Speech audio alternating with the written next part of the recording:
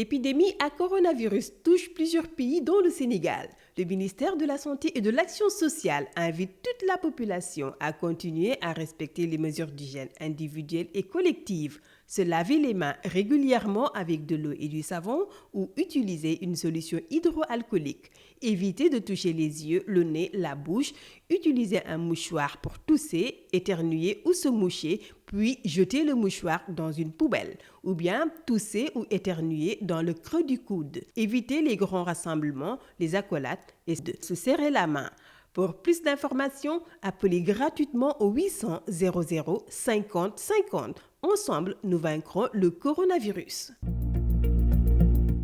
asalaamaaleykum mbokk yi ñu suivre saa su nekk ci bépp actu ñoo ngi leen di nuyu bu baax a baax di leen jaajëfal comme ni ñu amee habitude di leen ko defal saa su nekk di leen indil seen xibaar yi gën a fës ci réseaux sociaux yi tey nag dañ koy daal di ubbee ak Mame Gor Diazaka yëkkati na ay kàddu di ko jëmale ci ki nga xamante ni moo di ministre de la culture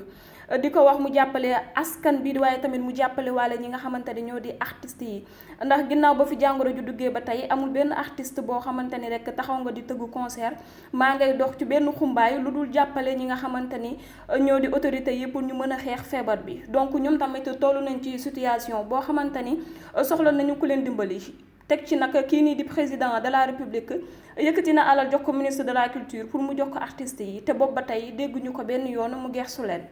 ñu daal di wéyal suñuy xibaar fële na la ci Médina gis nañu ba couvre-feu bi commencé ba tey ndaw yu ci bari di yeewoo foofu respecté wuñ ko saa su nekk ñoo ngi wàccee ci mbedd mi di def ay manifestation di dirante ak takk der yi loolu waral na nag police daal di fay def descente béeki démboo Njaay arrêté fa lu toll ci 85 personnes yoo xamante ni am nañu lu toll ñetti fan ci biir kaso bi ci jamono ji nag libéré nañ leen waaye avertir nañ leen pour ñu jël seen ay matukaay maanaam bépp ndaw Médina boo xamante ni rek gisati nañ ko lu ëpp 20 heures mu wàcc ci kaw tali bi dinañ ko defeeree directement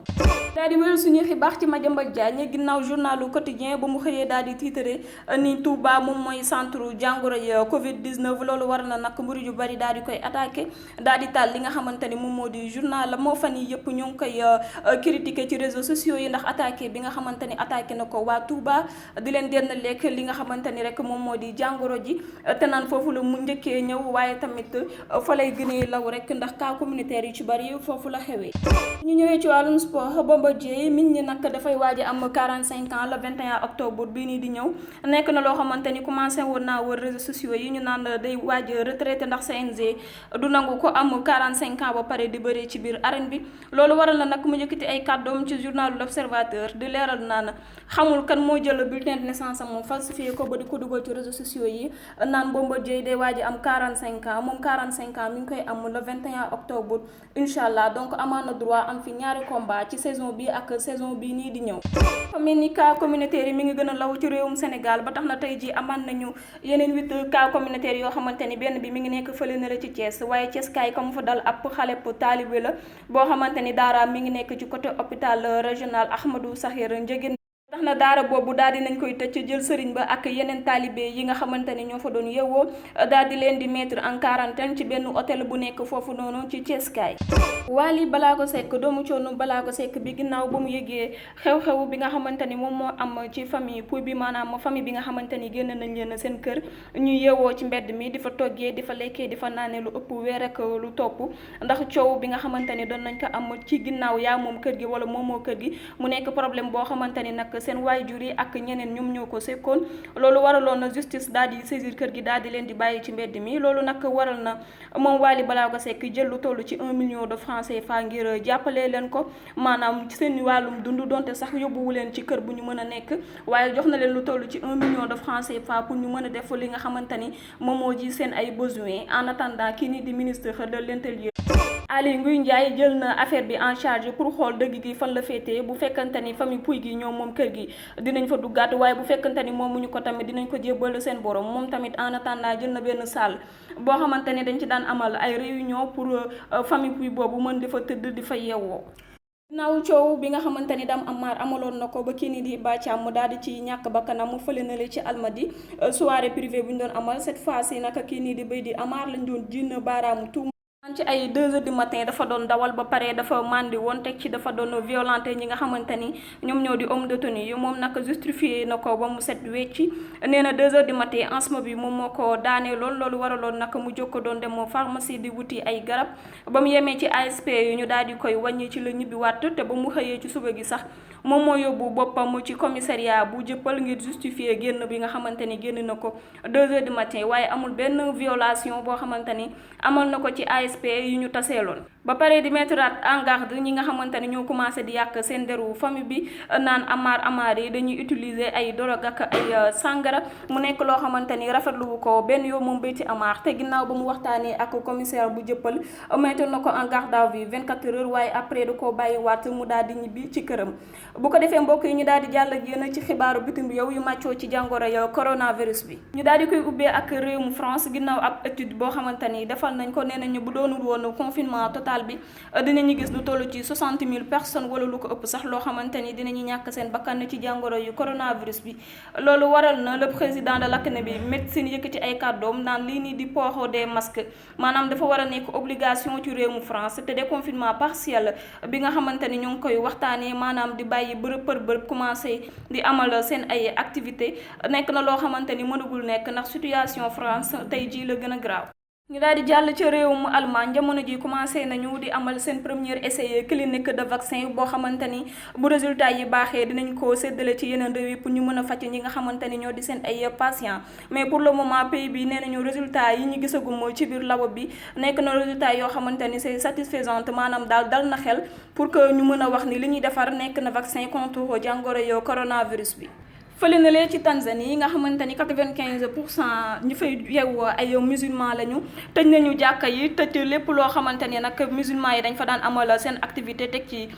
mois de Ramadan baa ngi nii di ñëw mu nekk loo xamante ni nag association des imams et des musulmans yi nekk foofu mënaguñ koo nangu tax na ñuy wane seen nakar ak seen tiis pour que ñu leen di may donte sax 30 minutes la par jour ñuy woote ndogu teg ci di woote xëdd. ñu daal di wéyal suñu xibaar ci réewum Italie ginnaaw ba fa jàngoro ji duggee daal di fay def des milliers et des milliers de morts ak ñu bari ñoo xamante ni nag ñoo ngi en réanimation seen situation di gën a garaaw saa su nekk jamono ji nag seen ay nombre de morts moo ngi commencé di wàcc ba tax na tey ji am nañu lu toll ci 368 personnes yoo xamante ni ñoo ñàkk seen bakkan